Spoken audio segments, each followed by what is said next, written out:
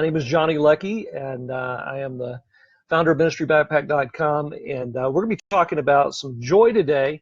If you have questions, comments, or something like that, if you have a question or comment, you want to add something to this conversation, just drop a line here in the drop a comment here, and I'll see that and respond to it. Talking about joy today, getting ready to get started. I'm going to wait just about another 30 seconds.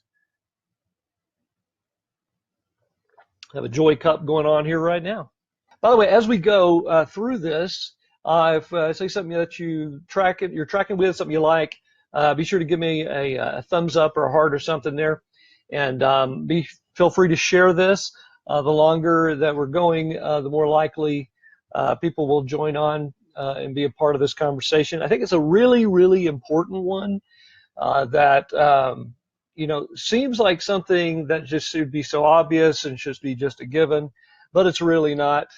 Just from all of my conversations with pastors and people in ministry, I just simply know this is a bigger deal than maybe we even think that it is.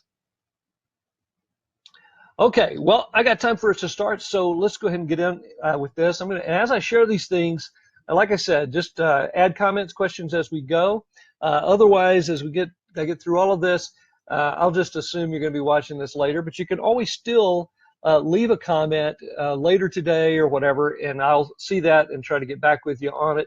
If you have something you'd like to add to this conversation, I know from all of the ministers and pastors who are in my network of friends, and also those I've interviewed on the Ministry Backpack podcast, that you guys have some great insights and some great wisdom, and it'd be a shame not to be able to share it as we go here today. I'm no expert, right?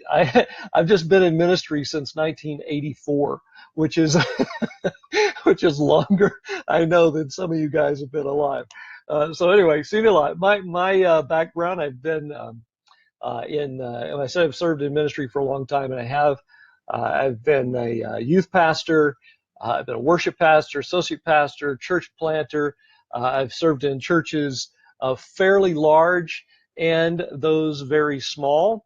I've been in a metro area, very much the city, serving there, but I've also served in a country church in a small town. So strange that God has given me this kind of long-term experience in a variety of ministry roles. And so that's kind of what I'm bringing to the table today. I know that you guys bring some other things to the table about this. So like I said, feel free to just jump in as we go. I did a post a little while back called 11 ways. Let's see, what was it called? I forgot the title. 11 ways to bring the joy back to your ministry. And that's sort of the framework I'm talking through today and sharing today. You can always go back. I'll give you the link to that to go look at that post if you want, but I'm going to kind of chew on it a little bit more in this video here today. But this is how it begins. If you're anything like me, you are committed to being in ministry for the long haul. You want to be serving God and people through your ministry for the rest of your life. And let me just pause right here and say this is really kind of the heart behind ministrybackpack.com. It's certainly going to be some resources down the road, but it's about encouragement because really have a heart for ministry for the long trail, right? The long hike of ministry. So many people are dropping out, but let's continue on. Sadly, this is not always the case, as people are dropping out of ministry in record numbers these days. And the reasons why can certainly be discussed and debated and have been. But I believe that at least one of those reasons has to do with a lack of joy in the journey. And I'll also just pause here and say, it's not just a lack of joy in the journey that's causing where the impact is people leaving ministry, although I really believe that is the case. But it's also there are those who are staying in ministry, but now the joy is gone, right? And they are staying in ministry, but they're staying out of a duty. They're staying out of a a sense of maybe I can't do anything else. I'm stuck here. And what happens with that is you get these sort of zombie ministries of people who aren't smoking what they're selling. You know, the old expression. I mean, you are not experiencing in your own life, perhaps, the joy that you're trying to tell people about. And this is why this is so important. Man, we get so busy serving, and duty is very important because sometimes ministry is not very fun, right? It can be a real pain. It is tough. It's one of the hardest jobs in the entire world, dealing with people and trying to reach people and trying to do ministry well. It's tiring. It's exhausting, you know, and it can wear you out.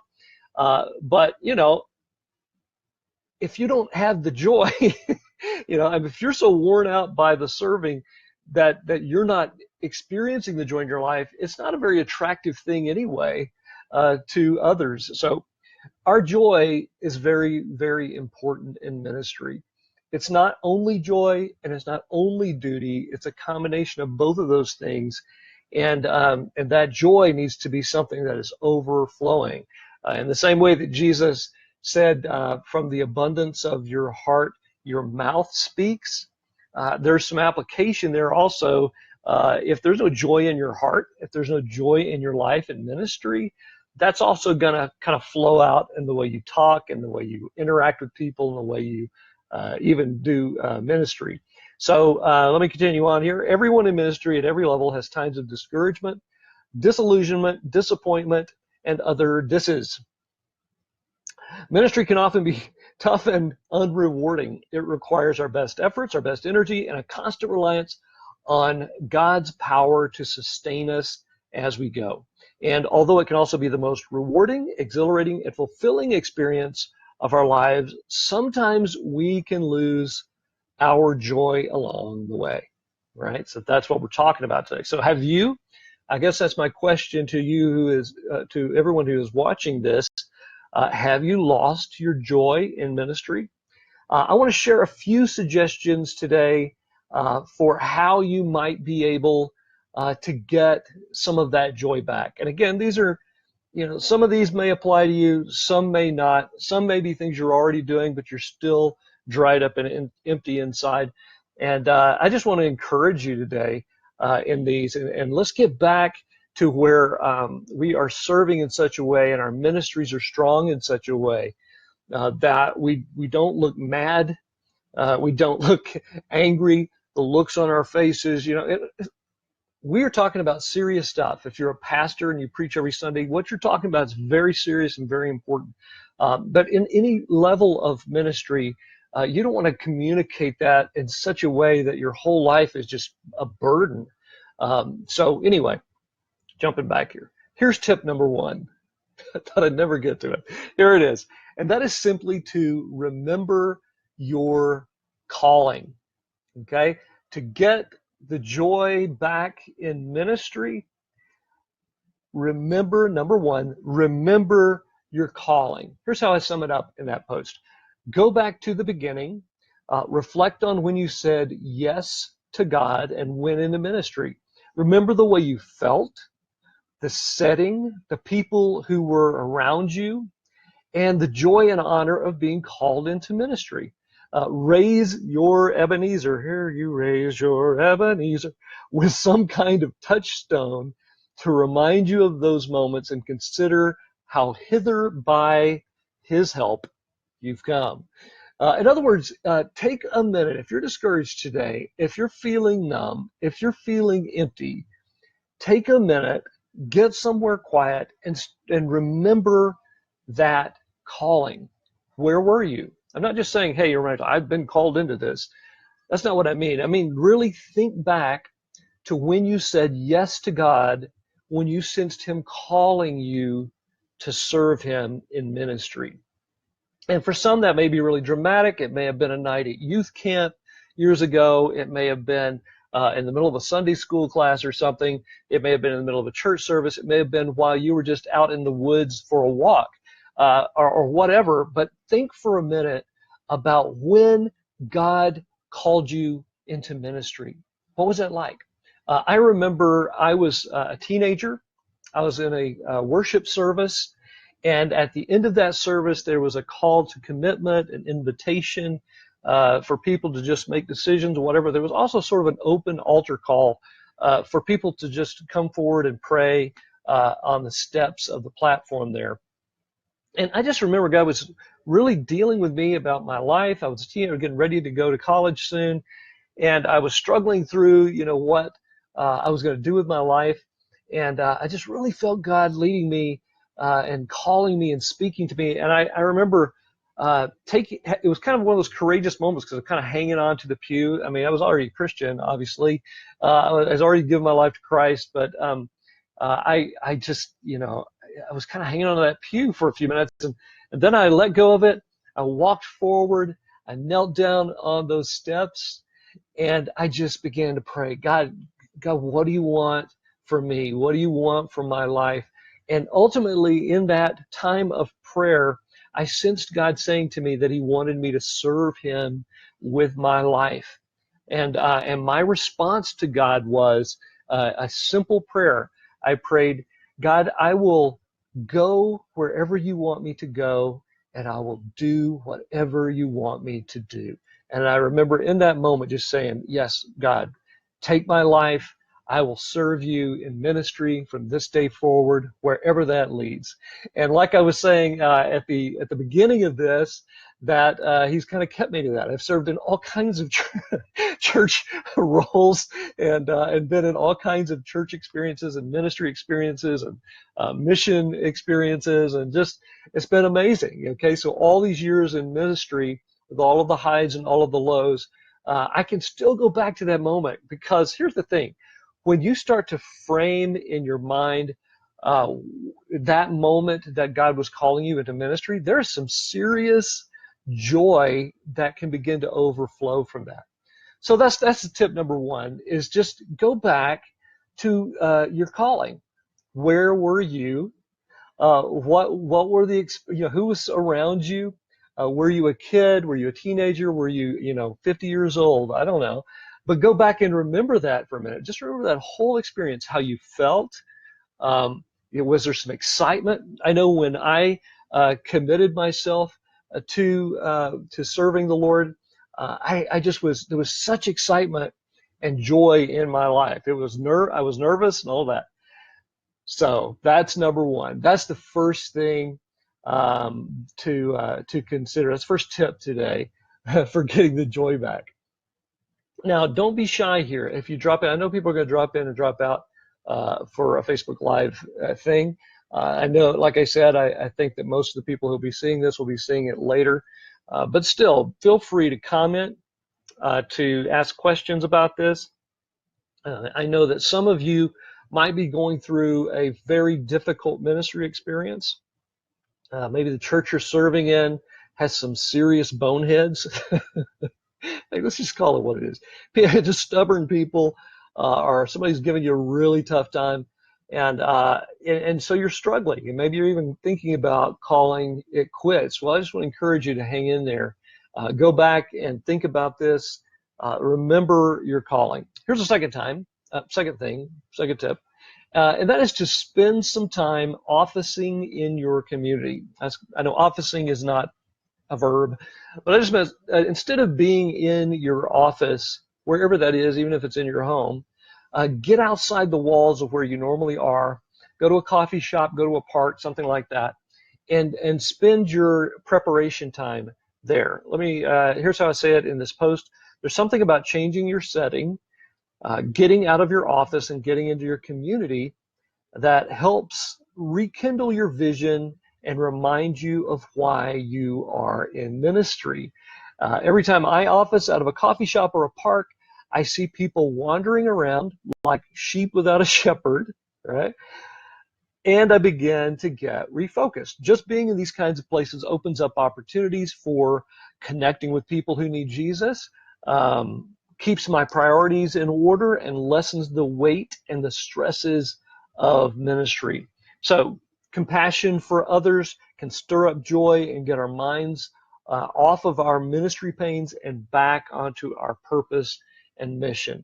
Hey, there's nothing worse than sitting around and feeling sorry for ourselves, are getting kind of lost in that cubicle of ministry life. And here's what I mean by that. I remember several years ago, I was an associate pastor, I was a worship pastor.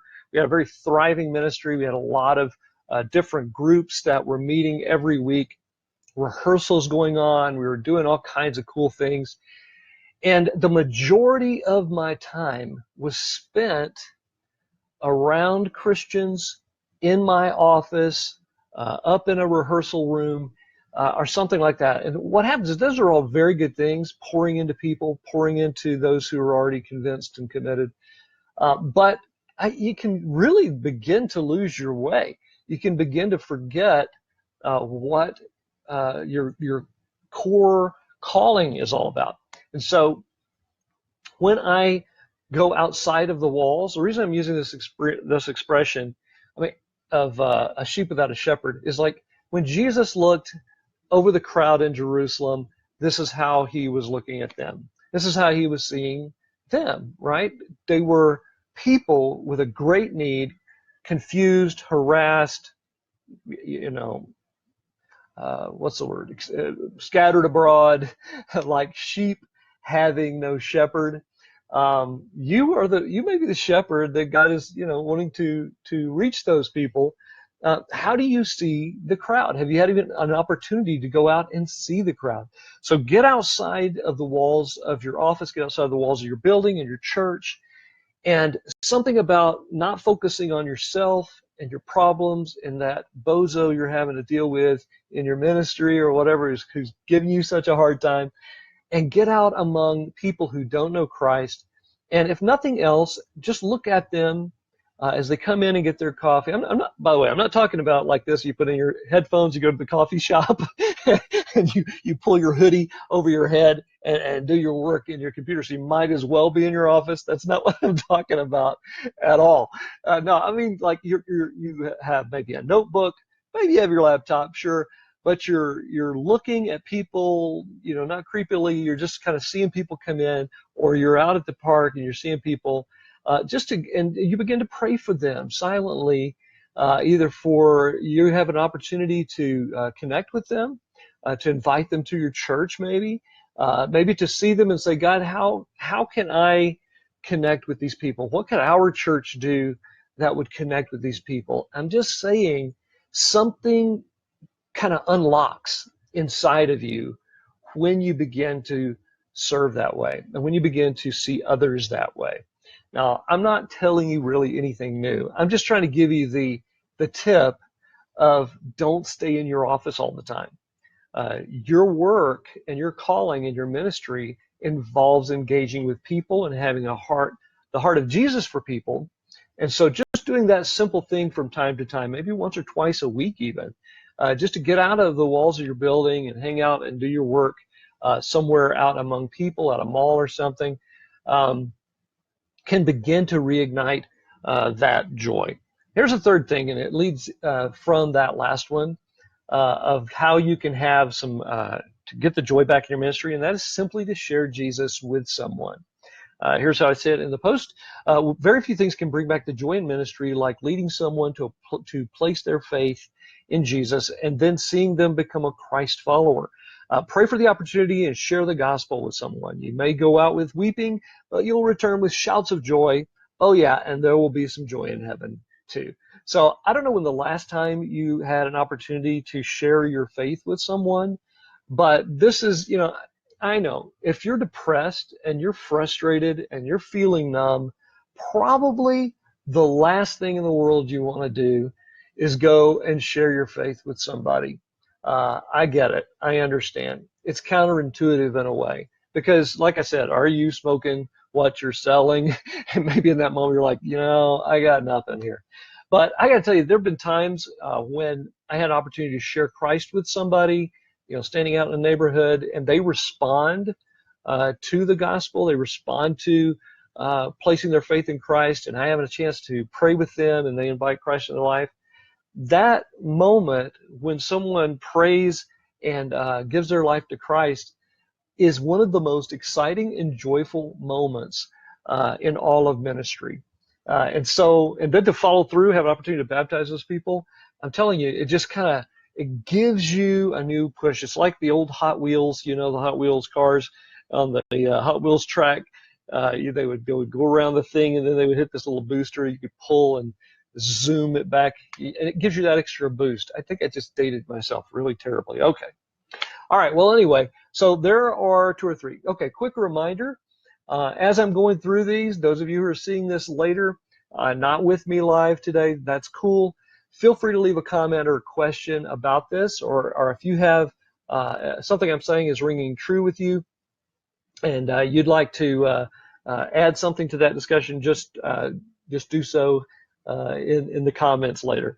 Okay, here's another one. Number 4, a suggestion for getting the joy back and bringing the joy back into your ministry.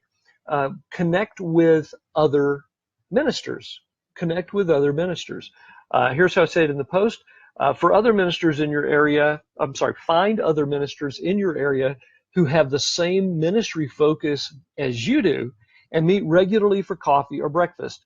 Share stories and struggles and encourage each other. Sometimes in ministry, only other ministers can really understand what you're experiencing and can encourage you properly. It's also great to know that you're not the only one who faces these challenges. Let iron sharpen iron. Laugh with, pray for, and encourage each other. So the idea here is I had a conversation with my brother on the Ministry Backpack podcast a few weeks ago, and he was talking about some of his early ministry experience in an area in Texas where there was a number of small towns, and the pastors in those areas didn't really connect very well. They seemed to have sort of a competition with each other, maybe on some level, and there wasn't a good fellowship and camaraderie going on. And you may be in a situation where that is definitely the case. If you were to go to your maybe your denominational gathering or something, that you might not feel a lot of encouragement. Everybody's talking about how many people they had here, or they're talking about different ways of how their ministry is doing great and yours is not. They may not say it that way, but you feel that way, right?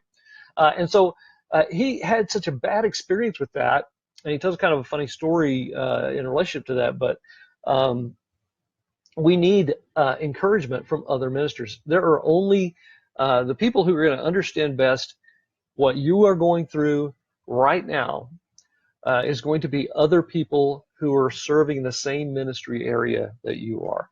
So if you're in children's ministry, you need to, and you need. Here's the thing: don't tell yourself, there's nobody around here like that. There are no organizations. You be the person who starts it, right? Go online, find out who the person in children's ministry is at the various churches within 20 to 30 minutes or even 45 minutes from where you are, and send them an email. Introduce yourself. Say, hey, I'm so and so. I'm Minister blah blah blah. Minister blah blah blah, and say I'd love to get together sometime for coffee or to for breakfast or something, and just reach out and invite some another minister, and then get together, talk about your ministries, what's going on, and you might be surprised to find how many things are so similar to the things that you are dealing with. When I got here in Colorado, that was one of the first things I did. I didn't know of any. I didn't know of any church planters who were sort of in the same boat that I was in, and that is kind of important. It's trying to find people who are in the same at the same ministry level or stage that your particular ministry is in. And so I reached out to my friend Adam. There's a great interview with him also on the podcast. I highly encourage you to listen to that. It's a great 2-part interview. But I reached out to Adam, and we got together for coffee, and just the conversation just really flowed because we had so much in common. And when we were finished with that conversation, I was like, you know what, we need to do this more often. And so I suggested that we meet regularly, like every second Thursday of the month. And he said, that's a great idea. And so he invited another friend, and I met another church planter then, and that was Tyler. And you may have had an opportunity to hear Tyler's interview. Also fantastic stuff from Tyler Heddick. But anyway, I met those guys just out of an effort and a desire to connect with some other ministers in my area. And it's been very good and encouraging. In fact, the times that I've been really discouraged in our church planning efforts, getting together with those guys does a couple of things for me. First of all, it takes away my pity party pretty quick because I start hearing their stories, and some of their stories are worse than my stories. So, and then we start laughing about different things. So that kind of thing is really cool and very helpful and very encouraging. And many times I've gone into those kinds of conversations. By the way, no competition here. Don't connect with just the guys who are going to make you feel small or make you feel discouraged by being around them. Seek out those who have some real commonality with you, and just encourage each other. So also some great things came out of that. I mean, we're doing a movie night for our community this Saturday, and it's awesome because one of those guys, they had some equipment and things that they're letting us borrow and just use, so we have no expense, and that just kind of, it was a blessing that came out of the relationship established from meeting with some other pastors. Same thing, I've got this great portable baptistry, and I've been able to loan that to those guys, and so it's just good stuff going on there. And so I want that for you. I hope that you can experience that. So if you're in children's ministry, find some other children's ministers. You're a youth pastor, find some other youth pastors, and particularly try to seek out those whose churches are in a similar scenario than you. It's okay to get together with anybody, obviously, giant churches and small churches. That's cool because we can learn a lot. But for the encouragement I'm talking about, find some people who are in the same basic ministry level as you in your church. So anyway, that would be my suggestion there. And that is a huge one. It's a massive one. Iron does sharpen iron, as Scripture says. So connect with other ministers. That was number 4. Number 5 is this. Find somewhere that you can pray / shout / talk out loud with God.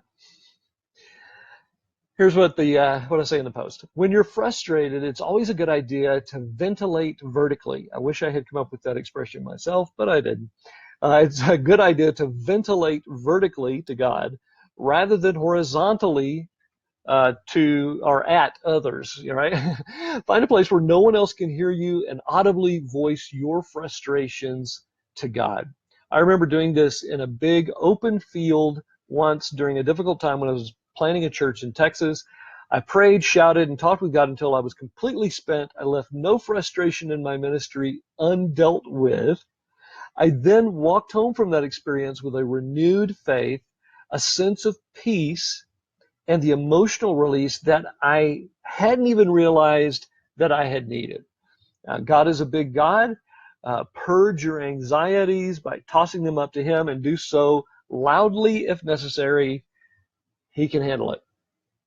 All right, but the basic idea behind this is if you are feeling frustrated in your ministry, if you're feeling really numb, if you're beginning to get that kind of empty zombie minister stare, right, and the joy is just gone, and now you're just turning the crank and you're serving out a duty, then I just encourage you, find a place that you can let it all out to God.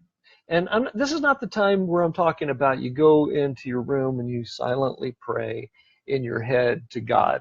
You can certainly do that. That's all good. I'm talking about get in your car, go to the park, go somewhere where you can talk out loud to God. You can yell to God, and you can just ventilate all of those frustrations to Him, and do it out loud. I can't emphasize this enough, just to get that all out. The story I just told is so true. I mean, I was exasperated, very frustrated. My joy was non-existent. I was really even thinking, you know what, maybe I don't even need to be in ministry anymore. And I went out into that field. I knew nobody could hear me. And I just kind of went for broke with God, right? I just sort of God, you called me. It was just like to the point of irreverence, just to get it out of my system to Him. But it was amazing because there was a huge turning point in my perspective from that. And so maybe that's what you need to do today. Maybe you need to tell, your secretary or tell the people who you serve with or whatever, if you really need me, you can call me. Here's where I'm going. I'm going to pray. Now, I don't know how many church experiences you have where for you to go and to pray somewhere and really go pray, that they're going to say, oh, no, don't do that. Oh, for the love, you got stuff to do. Maybe you're in the wrong church if that's the case. But anyway, tell them I'm going to pray. I'm going to be at this park. I'm going to be on the road here. Send me a text message or something, but I just need to be uninterrupted for the next hour. And just go. Just get out of there. Go outside, best case scenario, and just, ventilate those frustrations to God in that moment. And I think that you'll be surprised at what will happen when you do that. Now, there are several others in the post, by the way, that you can look at on ministrybackpack.com. Actually, if you scroll down the posts here, I think there's a link to it, and the post is 11. Why do I keep forgetting the title of this post? 11 ways to bring the joy back to your ministry.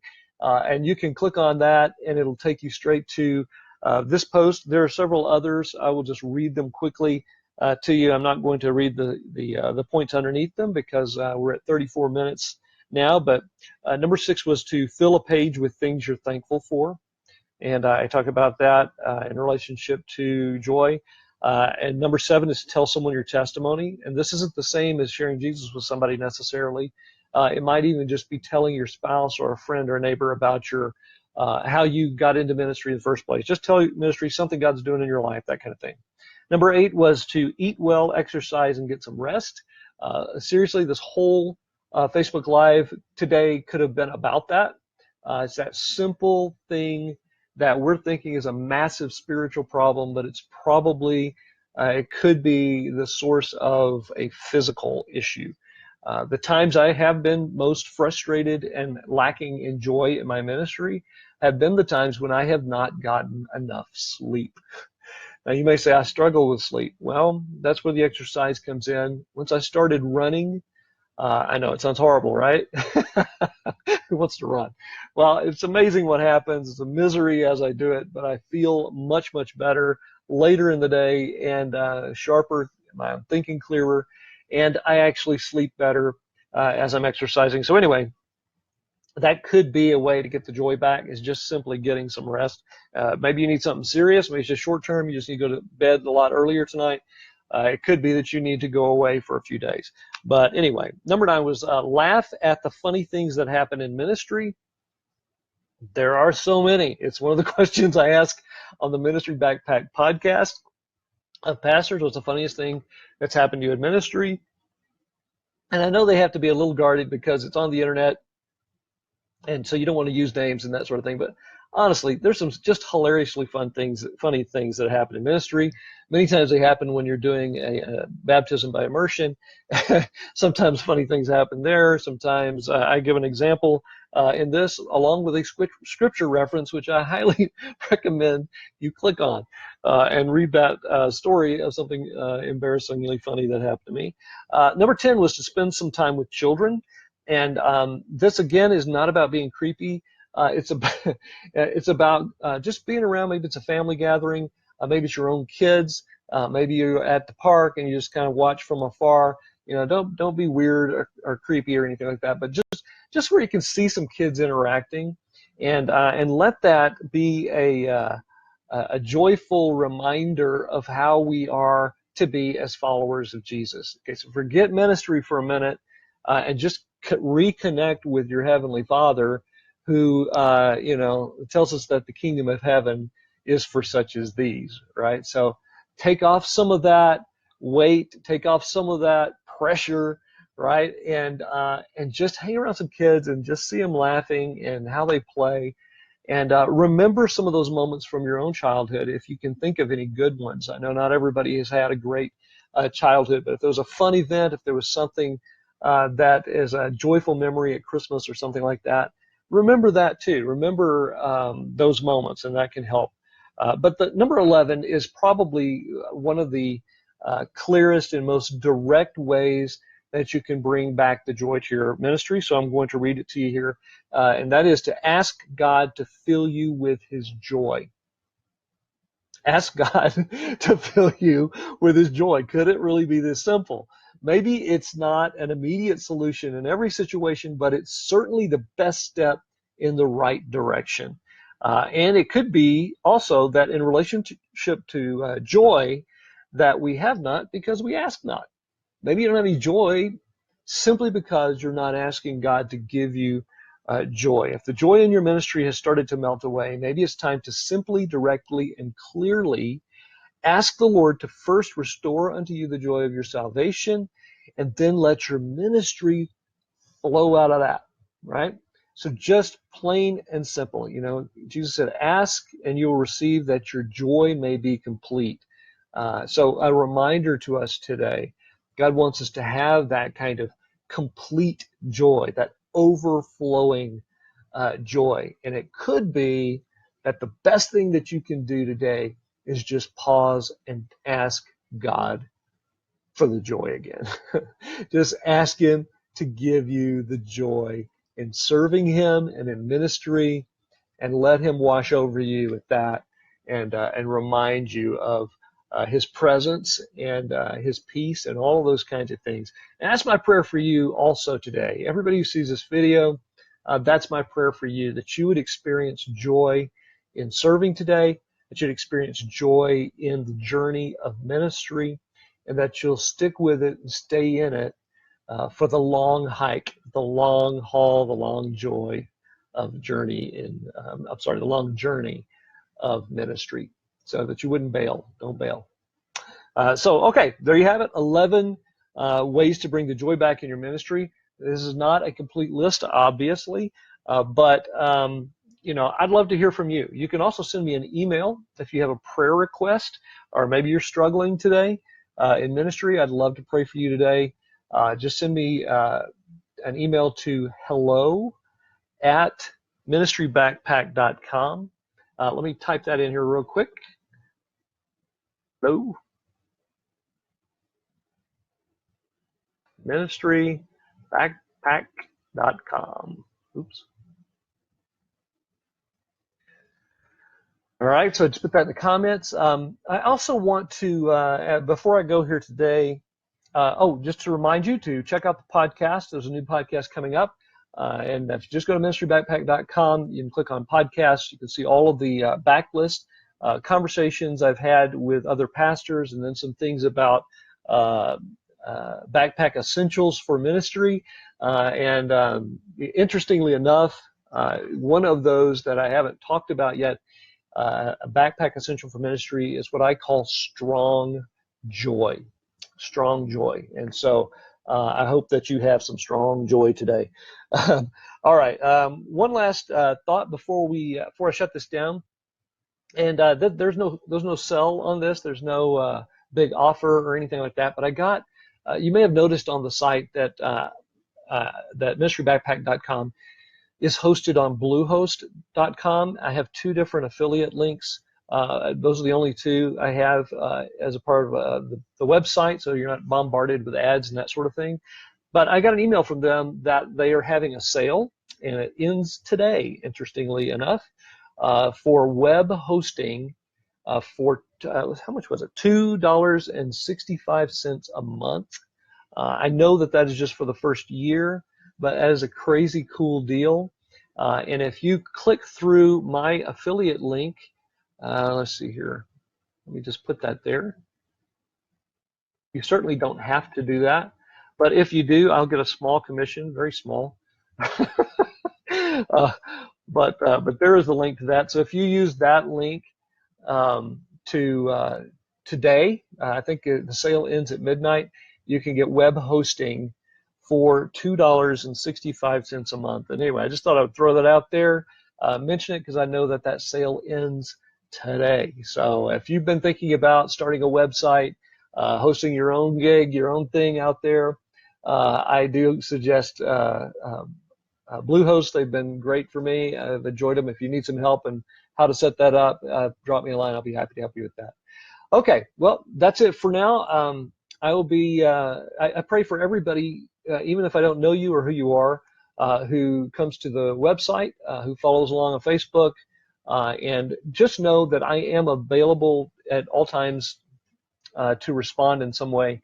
If you got some questions about your own ministry, maybe you're new to ministry. Sometimes I meet some different younger guys and gals in ministry. They're just getting started and they're looking for somebody to kind of mentor them a little bit.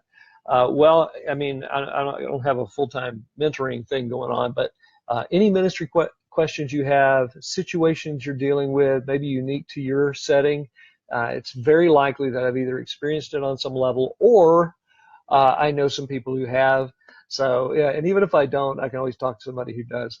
So if you have any questions or prayer requests or anything like that, please drop them to me. I just put the email address there in the comments. And this one thing here, and I do kind of apologize for having any kind of promo on this Facebook Live today. It's really not. I just got the message last night that the sale is going on, $2.65 for web hosting. So if you're into that and you need somewhere and you want to click through that, I would appreciate that. Yeah, you using that affiliate link. Well, okay, guys. Well, God bless you in your ministry. Feel free to share this video. Here's hoping. Here's hoping it's available to anybody. It wasn't the last time. One last thing. I keep forgetting stuff.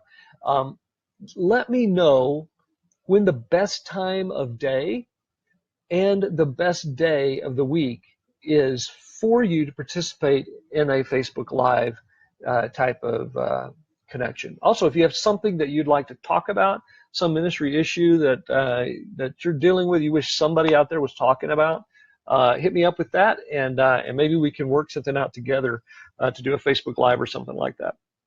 All right, now, thanks for following along. Thanks for being here. Thanks for watching this and sharing it. And I hope that you have a fantastic day in ministry. I'm praying for you, and I hope that you are full of complete and strong joy in your ministry today. God bless. Have a good day, and we are done.